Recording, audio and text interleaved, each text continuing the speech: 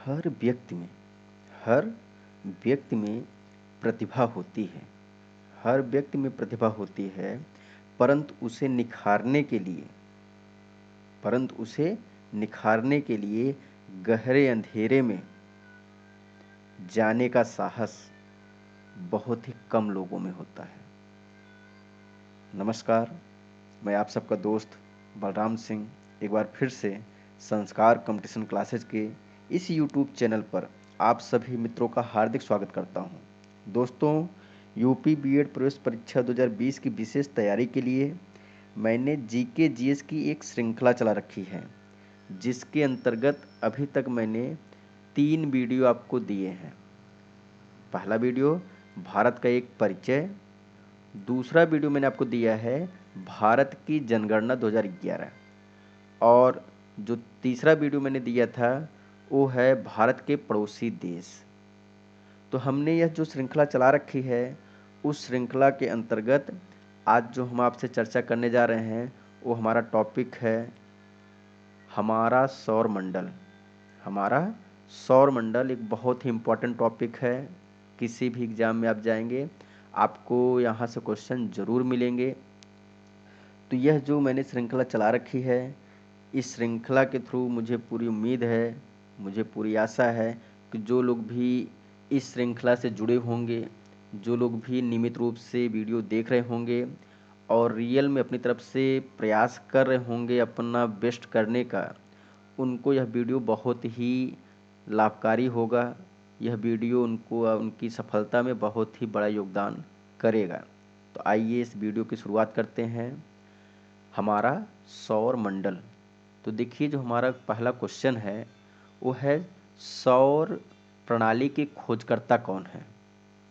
सौर प्रणाली के खोजकर्ता कौन है? तो सौर प्रणाली के खोजकर्ता कापरनिक्स हैं। कौन है? कापरनिक्स। अगला क्वेश्चन आपका है सौर मंडल में ग्रहों की कुल संख्या कितनी है। सौर मंडल में ग्रहों की कुल संख्या 8 है। तीसरा क्वेश्चन आपका है ग्रहों के गति के नियम के प्रतिपादक कौन है। ग्रहों के गति के नियम का प्रतिपादन किसने किया था? तो ग्रहों के गति के नियम का प्रतिपादन केपलर ने किया था। किसने किया था? केपलर ने। सौर मंडल का सबसे बड़ा और भारी ग्रह कौन सा है? तो सौर मंडल का सबसे बड़ा और भारी ग्रह जो है वह है आपका बृहस्पति। कौन है? बृहस्पति है। अगला देखिएगा, अगला क्वेश्चन आपका है सौर मंडल का सबसे छोटा ग्रह कौन सा है। देखिए यहाँ गृह लिखी गलती से हो गया है, इसको हम ग्रह पर रीड करेंगे, गलती से गृह टाइप हो गया है। सौर मंडल का सबसे छोटा ग्रह जो है कौन है? बुध है। बुध जो है सबसे छोटा है। अगला क्वेश्चन आपका है सूर्य के सबसे निकट स्थित ग्रह कौन सा है। सूर्य के सबसे निकट स्थित ग्रह, तो सूर्य के सबसे निकट स्थित जो ग्रह है वो भी बुध ही है। बुध सबसे छोटा भी है और सूर्य के सबसे निकट भी है। अगला है सूर्य और पृथ्वी से सबसे दूर स्थित ग्रह, मतलब ऐसा ग्रह जो सूर्य से भी दूर है सबसे ज़्यादा और पृथ्वी से भी सबसे ज़्यादा दूर है, तो उसका नाम है वरुण। वरुण ग्रह जो है वह सूर्य से भी सबसे ज़्यादा दूर पड़ता है। अगर हम पृथ्वी से की तुलना में देखें तो पृथ्वी से भी सबसे दूर वाला ग्रह कौन सा है? वरुण ही है। अगला क्वेश्चन आपका है पृथ्वी के सबसे निकट स्थित ग्रह कौन सा है। कौन सा ग्रह पृथ्वी के सबसे करीब है? तो पृथ्वी के सबसे निकट स्थित ग्रह जो है शुक्र है। कौन है? शुक्र है। पृथ्वी के पड़ोसी ग्रह, मतलब पृथ्वी के दाएं बाएं कौन कौन से ग्रह हैं? तो पृथ्वी के पड़ोसी ग्रह जो हैं शुक्र और मंगल, मतलब एक साइड में शुक्र है और एक साइड में मंगल है। लेकिन अगर सबसे निकट की बात की जाए दूरी के आधार पर तो शुक्र जो है नज़दीक पड़ेगा, लेकिन मंगल जो है वह एक साइड में है और शुक्र जो है एक साइड में है। पृथ्वी का उपग्रह कौन है? पृथ्वी का उपग्रह कौन है? तो पृथ्वी का उपग्रह कौन है? चंद्रमा। चंद्रमा जो है यह पृथ्वी का उपग्रह है। अगला है पृथ्वी का निकटतम तारा। पृथ्वी का निकटतम तारा, वह तारा कौन सा है जो पृथ्वी के सबसे निकट है? तो सभी लोग जानते हैं सूर्य जो है, सूर्य एक तारा है। सूर्य क्या है? सूर्य एक तारा है और यह पृथ्वी के सबसे निकटतम है, तभी हमको इतनी ऊर्जा मिलती है या उसका प्रकाश मिलता है, क्योंकि सबसे निकट है।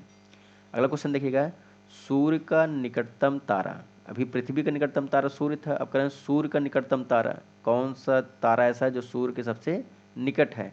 तो प्रॉक्सिमा सेंचुरी, बहुत इंपॉर्टेंट क्वेश्चन है। सूर्य का निकटतम तारा जो है उसका नाम है प्रॉक्सिमा सेंचुरी, प्रॉक्सिमा सेंचुरी।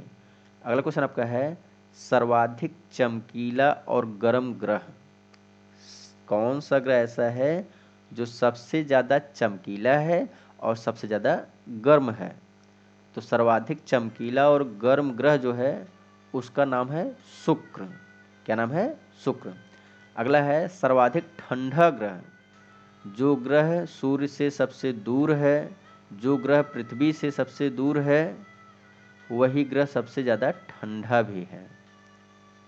अगला है सर्वाधिक उपग्रहों वाला ग्रह, देखिए यहाँ पर इसका आंसर मैंने लिखा नहीं है लेकिन मैं बोल दे रहा हूँ, सर्वाधिक उपग्रहों वाला ग्रह, तो यह पहले शनि हुआ करता था लेकिन अब जो है बृहस्पति है।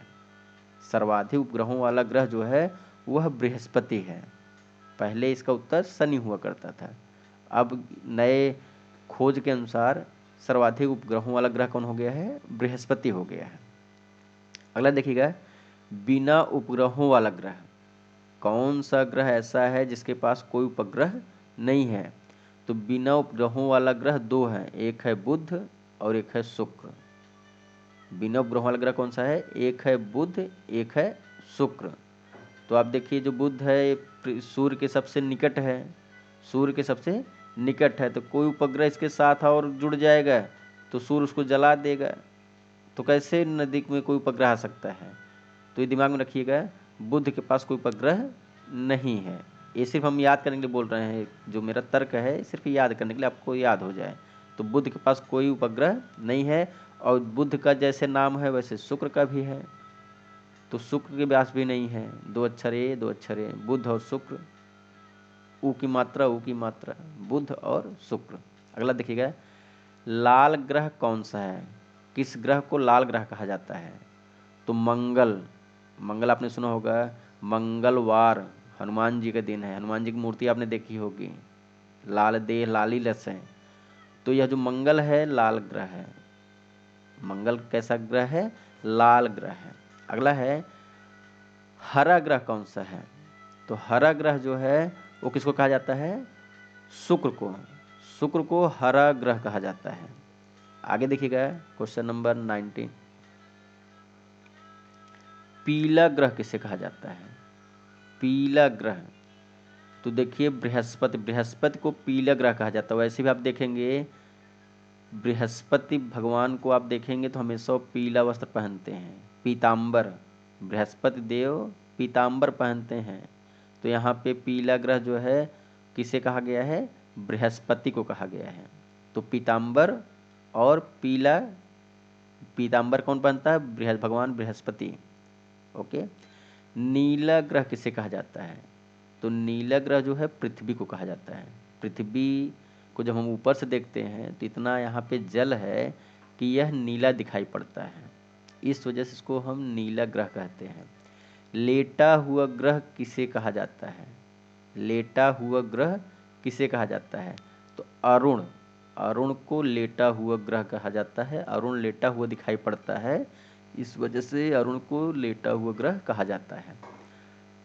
सर्वाधिक गैसों से घिरा ग्रह कौन सा है? कौन सा ग्रह ऐसा है जिस पर सबसे ज़्यादा गैस है या गैसों से यह आच्छादित है, घिरा हुआ है?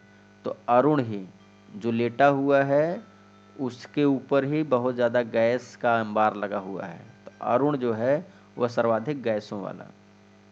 आगे देखिएगा, सबसे कम घनत्व वाला ग्रह कौन सा है? तो सबसे कम घनत्व वाला जो ग्रह है वह है शनि। कौन है? शनि। शनि जो है सबसे कम घनत्व वाला ग्रह है। अगला है, पृथ्वी की बहन या जुड़वा ग्रह किसे कहा जाता है? Very very most important question है, पृथ्वी की बहन या जुड़वा ग्रह किसे कहा जाता है? तो अभी आपने देखा था जब हम लोग पीछे बात कर रहे थे, तो पृथ्वी के बगल कौन है? मंगल है और शुक्र है, तो पृथ्वी की बहन या जुड़वा ग्रह किसे कहा जाता है? शुक्र को कहा जाता है। पृथ्वी की बहन या जुड़वा ग्रह को कहा जाता है शुक्र को। भोर या सांझ का तारा किसे कहा जाता है? भोर का तारा या सांझ का तारा, दोनों मान लीजिए दोनों उपनाम दिए गए हैं किसको? शुक्र को ही। शुक्र को ही भोर का तारा कहा जाता है या शुक्र को ही सांझ का तारा कहा जाता है। अगला है, सबसे बड़ा उपग्रह कौन सा है? कौन सा उपग्रह है सबसे बड़ा है? तो गैनीमीड। गैनीमीड जो है यह सबसे बड़ा उपग्रह है। और सबसे छोटा उपग्रह डिमोस। सबसे छोटा उपग्रह जो है क्या नाम उसका? डिमोस है। सबसे बड़ा गैनीमीड। इसको गैनीमीड को हम ज्ञानीमीड कह दें। जिसके पास खूब ज़्यादा ज्ञान है वो सबसे बड़ा है।